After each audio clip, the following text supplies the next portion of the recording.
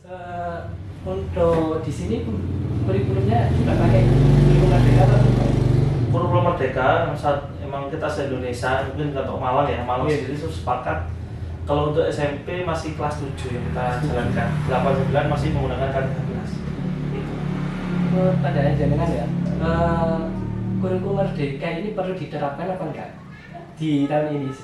Sebelumnya kan kita sudah terbiasa dengan kurikulum K13, terus tiba-tiba dirubah kurikulum Merdeka. Apakah ada kendala selama penerapan kurikulum?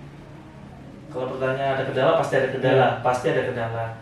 Cuma memang kita sebagai pendidik memang harus siap dengan perubahan-perubahan tersebut. Memang sudah sebagai budaya kita ya, setiap berapa tahun sekali terjadi perubahan yang namanya kurikulum tersebut. Sebenarnya kurikulum Merdeka ini tidak jauh berbeda dengan K13, mungkin perbedaannya ya di perangkat juga beberapa inti. Cuma ada yang memang kontras perbedaannya itu adalah di fokusnya. Kalau dulu K13 mungkin kita fokus dalam pencapaian materi supaya habis gitu ya. Kalau di kurikulum Merdeka ini tidak ada yang seperti itu. Yang kita kejar sekarang adalah bakat dan minat anak-anak. Kita menjadi fasilitator untuk anak-anak. Gimana caranya mereka itu jadi sesuai dengan jiwa mereka masing-masing, bukan sesuai dengan apa yang guru mau atau sekolah mau, enggak. Mereka jadi sesuai dengan jiwa mereka masing-masing. Kalau dia memang bisa di kognitifnya kita gembleng, bisa psikomotorik, kita terapkan psikomotorik. Cara belajar menggunakan audiovisual atau lain kita terapkan semua untuk anak-anak. Jadi bedanya dulu ngajar LPP itu kita buat untuk RPP itu kita buat untuk rancangan pembelajaran ya, rencana pembelajaran ya. Kalau ini sebelum RPP itu ada lagi, kita harus membuat kualifikasi. Oh anak ini anak ini posisinya di apa? Dia bisa belajar dengan visual atau audiovisual atau hanya audio saja atau macam-macam banyak. Kita harus itu dulu baru RPP kita masukkan. Kalau sekarang bahasanya modul ya, bukan jadi RPP. Ya terus Pak ya, biasanya kan di kelas ada yang menerimanya siswa ini cepat, ada yang lambat, ada yang sedang. Itu jenengan menghadapi siswa ini apa? Ditambah lagi kita sedang menerapkan kurikulum Merdeka. Nah, itu juga salah satu tantangan buat kita. Itulah fungsi BK ya. Itu fungsi BK adalah untuk mengkualifikasi itu, untuk gimana caranya diklasifikasi. Mereka, oh ini yang fast learning, dia belajarnya cepat. Ini ada yang slow learning, ada yang fastnya di mana, slownya di mana dibanding. Itu kita kerjasama dengan mereka, kita seperti itu. Terus biasanya setelah kita hadapan dengan BK ada perubahan. Biasanya kan di kegiatan belakang apa ya, BK ya, kayak gak ada perubahan, tetap aja. Terus tidak lanjut guys, ya BK ini sudah. Kalau kita membahas tentang kurikulum Merdeka yang baru berjalan 6 bulan ini ya, kurang lebih 6 bulan ini ya memang belum ada perubahan signifikan karena masih ada penyesuaian. Kita punya anak yang model A, kita gabungkan dengan yang model A lain. Tapi model A lain itu ada variabel tertentu yang dia juga sifatnya akhirnya berbeda. Akhirnya terjadi benturan-benturan di kelas itu ya belum nemu, memang belum nemu karena ya namanya perubahan pasti belum penyesuaian, masih kaget mereka gitu. Ya, konsep kurikulum Merdeka ini sudah betul atau masih ada yang perlu dievaluasi? Oh iya, tanya bagus juga ini. Kalau menurut kami memang sebenarnya yang dicita-citakan oleh Pak Menteri ya, Pak Nadiem Makarim yang sangat mengumpul tentang kurikulum Merdeka ini sebenarnya cukup bagus. Cuma memang ini banyak merubah pendidikan kita yang lama. Jadi pendidikan lama kayak dihapus menjadi yang model yang baru. Tapi memang menurut kami, coba kalau jangan bisa cek sebelum kurikulum 13 ada kurikulum berapa? KTSP 2003 ya? Bisa nggak dikira? 2006 terus 2004 Oke. Terus ada apa? 9 terakhir saya ingat 2004 itu. 2004 itu ya? Itu nggak salah sekitar 10 tahun. Jadi emang kayaknya budaya kita tuh 10 tahun sekali ganti. Iya. Saya menitanya gitu ya. Tapi kalau menurut orang-orang ganti menteri, ganti. Ya itu kita bisa kesimpulan masing-masing. Kalau saya sih memang sebenarnya pendidikan 10 tahun sekali harus ganti. Karena ya kita belajar di tahun berapa, Iya. ngajar anak di tahun berapa, itu sudah beda caranya. Ya, Iya. nanti anak-anak itu mereka juga ajar dari guru, mereka akan ngajar anak-anak yang lebih modern lagi dengan daripada kita. Jadi sebenarnya kita guru itu nggak boleh ketinggalan jauh-jauh cara pembelajarannya. Iya.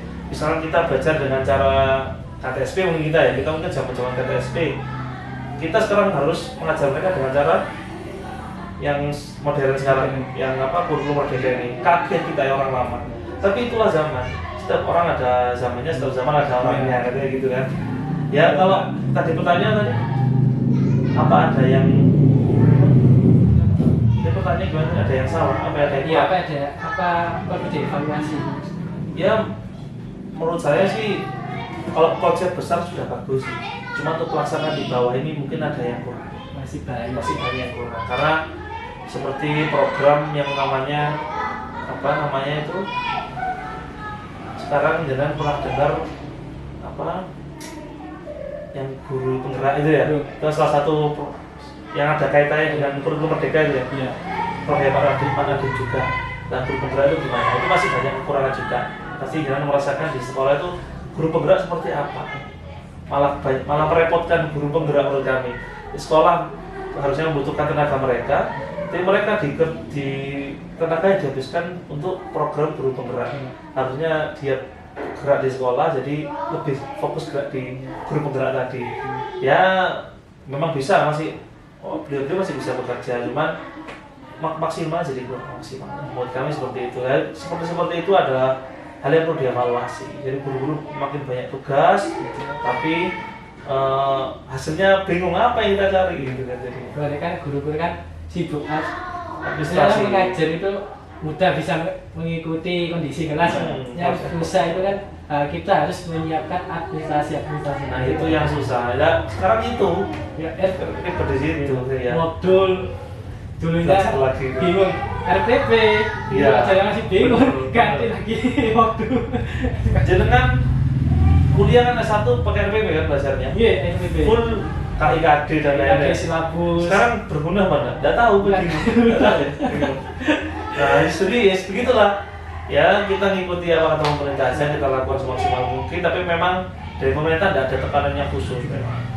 Tapi lagi zaman berkembang ya. Siapa tahu ini adalah untuk anak-anak yang sekarang kan zamannya modern. Mungkin ini buat anak modern. Kita harus paham itu.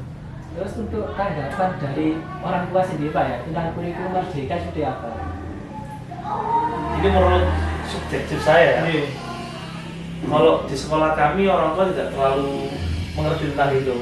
Yang mereka tahu hanya ya mereka pakai seragam, sangoni tanggal sekolah, pulang. Itu tidak tahu tentang apa yang di sekolah seperti apa, kurikulum merdeka seperti apa. Tidak pernah mereka menanyakan. Mungkin ada sedikit yang terasa buat mereka, buat orang tua itu adalah mungkin sering kita ajak kerjasamanya karena memang kurikulum merdeka ini sangat merdeka bebas. Kita bisa sesuaikan visi misi kita ya dengan kegiatan belajar kita kan gitu ya, visi misi kegiatan pembelajaran dan lihat kondisi anak-anak ya. Ya kita minta tolong ke orang tua untuk memfasilitasi ya anak-anak tersebut. Bu ini loh anak jenengan pinternya di sini mau difasilitasi. Bu ini loh. Jadi kita gitu-gitu aja. Nanti orang tua gimana caranya ya memfasilitasi mereka ya begitu kan. Kita kan cuma setengah hari di sekolah. Orang tua yang lebih lama. Yang merdeka aja mereka gitu ya. Merdeka aja. Kita kan tadi kan seperti orang tua swasta sekolah. Iya, Pak. Sudah kita ya. Dia bilang ini loh ya. Tapi kalau pandangan jadi kan itu di lapangan itu sekolah guru dituntut untuk mencerdaskan anak, tapi di rumah di los itu Dilepas. biarkan mau belajar enggak gitu. Terus menganggap kurikulum yang diterapkan di sekolah itu nggak bisa baik. Kalau menjenengan mendapat kandidat gitu. Kalau menurut kami ya gimana ya? Susah menjelaskan itu. Kita aja sebagai guru masih bingung apa kurikulum merdeka itu kan. Gimana mau menjelaskan ini jadi juga bingung. Ya intinya kita pernah menjelaskan ke orang-orang ini kok seperti ini kegiatannya emang kurikulum merdeka intinya anak-anak merdeka sudah nggak ada tuntutan untuk harus selesai.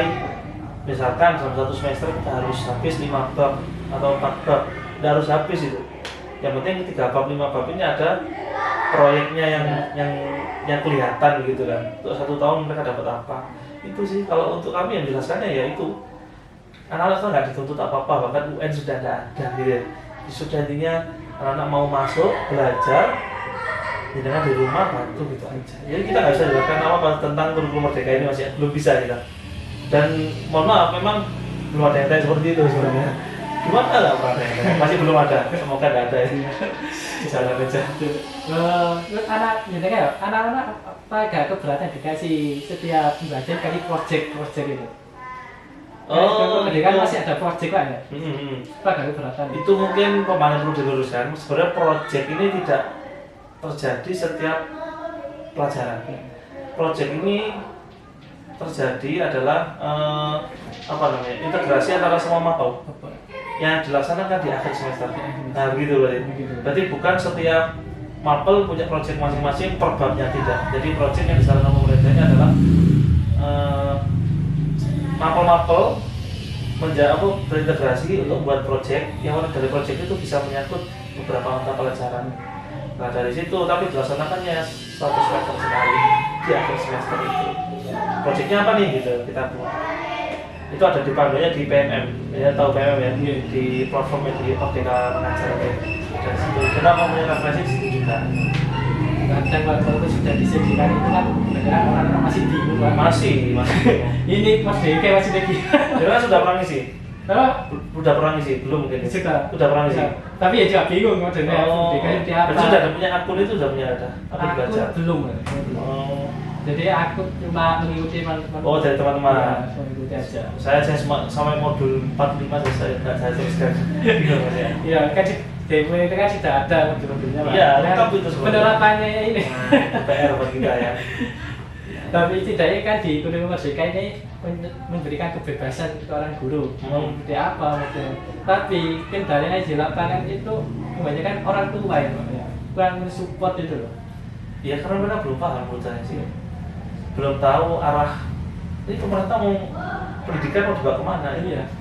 Mungkin kurang support bisa jadi 2 faktor. Ada yang memang kurang support memang tidak peduli sama pendidikan. Ada yang nggak support karena dia memang ya orang tua yang nggak tahu tentang pendidikan. Yang satu memang sengaja nggak peduli, satu nggak tahu. Tapi insya Allah kalau orang tua yang peduli sama anaknya itu mesti menanyakan, ini kok belajarannya nggak sama kayak kita dulu ya. Pasti begitu. Adik kan saya anak sudah sekolah, punya anak sudah sekolah, mungkin saya tanya kok nggak kayak dulu ya belajarannya ya, mungkin begitu. Tapi berhubung ini juga baru berjalan 6 bulan, menurut kami belum ada yang merasa ganjil dengan masih proses adaptasi. ini. Ya tadi itu karena masih kelas 7 yang dilaksanakan, 8, 9 masih belum. Tahun depan kelas 8 loh. Saya belum konfirmasi itu, kayaknya masih kelas 7. Tahun depan kan masih semester 2 itu. Dan ajaran baru. Ajaran baru berarti tahun depan tengahnya. Itu belum tahu. Untuk fasilitas buku sarana gimana Pak? Apa ada?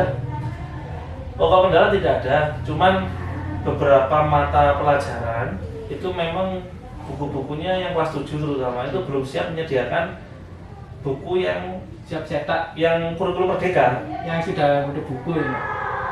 Oh, kalau buku belum ada sama sekali buku yang mencetak tentang kurikulum merdeka. Tapi LKS dari MGMP atau dari cetakan itu belum ada yang mencetak tentang kurikulum merdeka. Ada beberapa memang ada, seperti PAI belum ada kurikulum merdeka, belum ada, masih menggunakan yang lama. Memang dibuat konsepnya aja, pembelajarannya kayak kurikulum merdeka ikut proyek gitu. Dia kelas 8 ya tetap sama seperti yang kemarin bisa kita ambil di MGMG setiap pelajaran, dan juga kita ambil dari percetakan yang lain. Itu aja sih. Kalau buku memang sementara masih menggunakan buku yang ada dari pemerintah yang dari pos itu. Dengan ngajar PAI Pak ya? Karena ini proyek yang pernah jangan lakukan seperti apa? Misalnya kelas 8, saya ngajar kelas 8-9 masalahnya. Kalau kelas 7 ya, ini setahu saya guru kelas 7 itu melakukan proyek. Beliau cuma mengikuti mapel yang lain. Jadi kemarin kita mengambil tentang hidup berkelanjutan, kan ada P5 itu ya, diambil dari profil Pancasila kan ada 5 itu ya. Kita ambil dari 1 yang bertema hidup berkelanjutan. Di situ kita ngambil tentang menjaga lingkungan, kan hidup berkelanjutan dan lingkungan, terus bank sampah dan lain. Ya di situ dimasukkan ada tentang ada pendidikan agama Islamnya lah untuk menjaga lingkungan kan itu ada apa? Ada suratnya itu yang ayat Al-Baqarah itu ada awal-awal. Jangan pasti tahu tuh. Dan lupa itu ayatnya ada itu.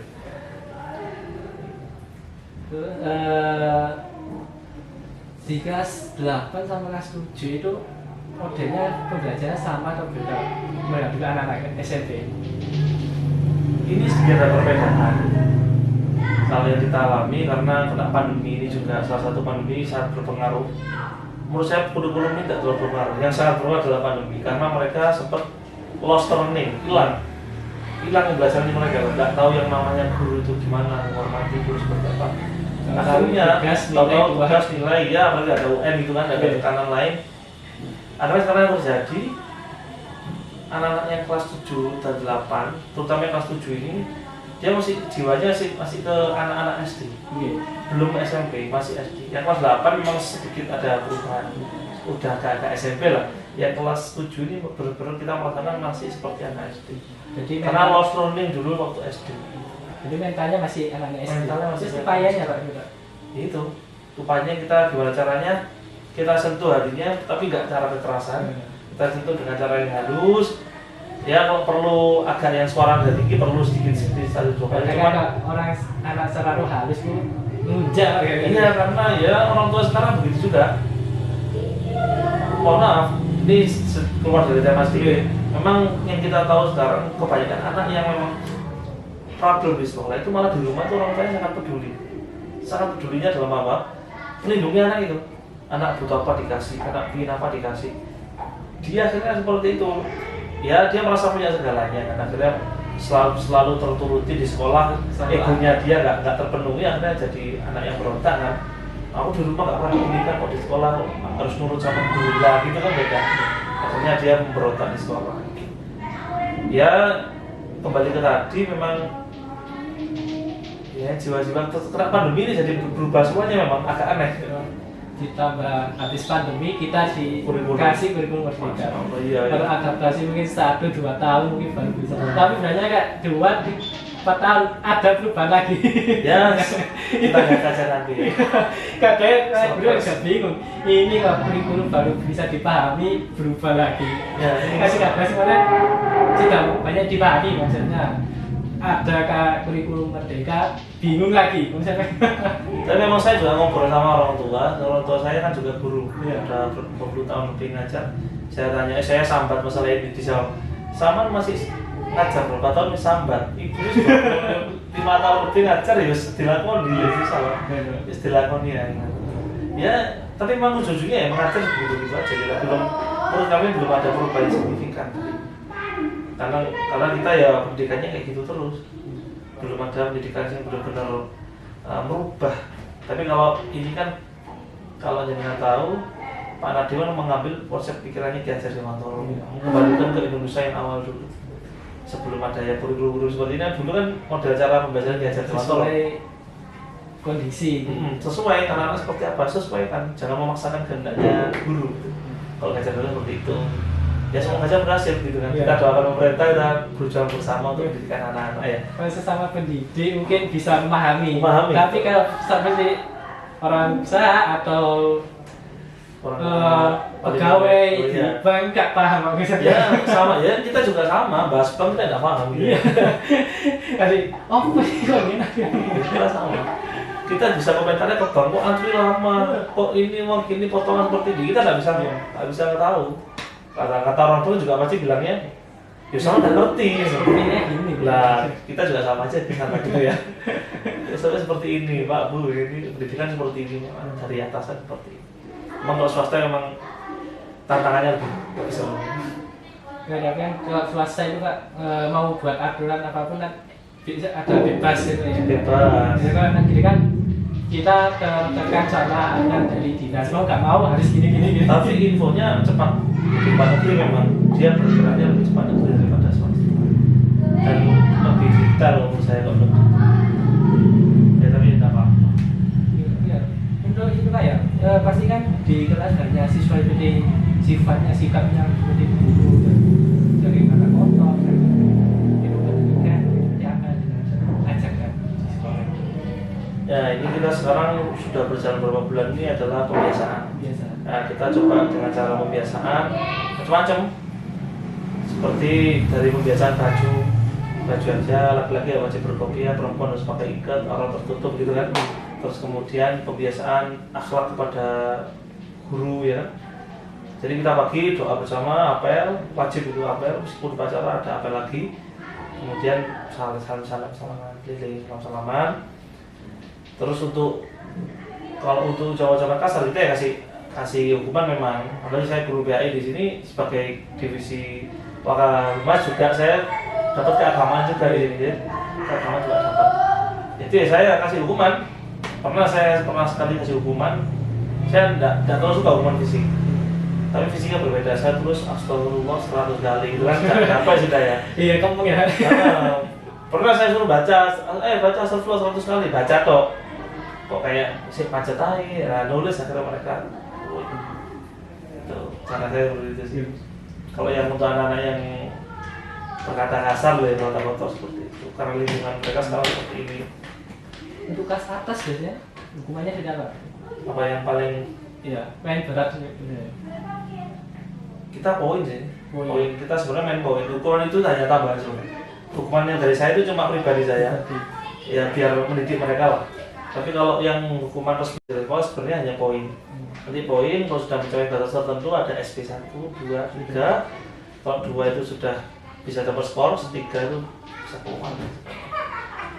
Sama ngasih hukuman itu perlu pendidikan di berkatanya seperti itu, apakah pernah diprotes sama orang tua karena hukumannya anaknya terlalu berat atau gitu? Sejauh ini belum ada. Ya jangan sampai ada. Karena memang kita belum sempat menemui anak yang sampai pol berkata kasar. Ya pernah ada sekali itu anak yang berkata kasar, itu langsung kita temukan ke ketua yayasan. Setelah itu langsung selesai tobat dia. Kalau tidak sampai tahu. Karena prinsip kita ini sebenarnya begini Pak. Saya kebetulan humas juga, prinsip kita seperti ini. Saya tidak mau masalah sekolah itu sampai ke orang tua sebelum kita selesaikan dulu. Jadi sampai orang tua ikut-ikut jangan sampai. Kecuali memang itu melibatkan orang tua. Nah itu kalau yang melibatkan anak-anak, contoh ya berantem kata-kataan, contoh canda-candaan gitu ya, bahasa sekarang apa berantem nyebut nama orang tua gitu kan, mereka tidak terima. Terus di sekolah rame berantem atau hanya sekedar sendiri-sendirian gitu kan, kita selesaikan. Kalau sudah selesai di sekolah ya sudah, tidak usah sampai orang tua. Nah saya seperti itu sih kalau saya. Kalau orang tua pun harus tahu, berarti dia sudah mencapai batas-batas tertentu kita aja. Kalau kita begitu.